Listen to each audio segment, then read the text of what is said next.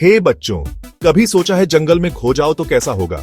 चलो सुनो छोटी रिया और उसके बंदर दोस्त के एडवेंचर की कहानी। रिया एक प्लेफुल और क्यूरियस बच्ची थी। वो अपनी मम्मी के साथ एक सुंदर हिल विलेज गई। सोचो, बड़े बड़े पेड़, चिड़ियों की चहचहाहट और ताजी हवा। पहली बार रिया ने इतनी सुंदर जगह देखी थी। वो भाग भाग कर फूल छू रही थी, तितलियों के पीछे भाग रही थी और एक्सप्लोर कर रही थी। लेकिन ओह नो, खेलते खेलते रिया ने एक बड़ी गलती कर दी। वो बहुत दूर निकल गई और जंगल में खो गई। जब उसने पीछे देखा तो मम्मी कहीं नहीं दिख रही थी। चारों तरफ बड़े बड़े पेड़, अजीब आवाजें और अंधेरा था। रिया समझ गई कि वो खो गई है। उसका दिल जोर जोर से धड़कने लगा।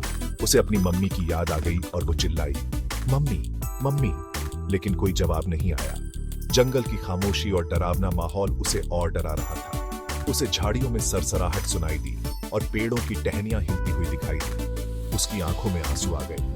तभी एक छोटा सा बंदर पेड़ से कूद कर नीचे आया। रिया पहले तो डर गई, लेकिन बंदर की मासूम आंखें और प्यार से पास आना देखकर उसे थोड़ा सुकून मिला। बंदर ने अपने छोटे छोटे हाथों से रिया को थपथपाया, मानो कह रहा हो, घबराओ मत, मैं हूं ना।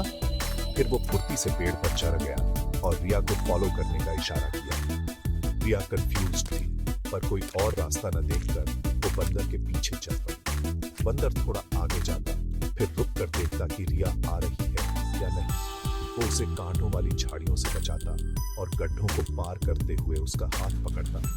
आधे घंटे बाद रिया ने अपनी मम्मी की आवाज सुनी, रिया कहाँ हो? रिया जोर से चिल्लाई, मम्मी।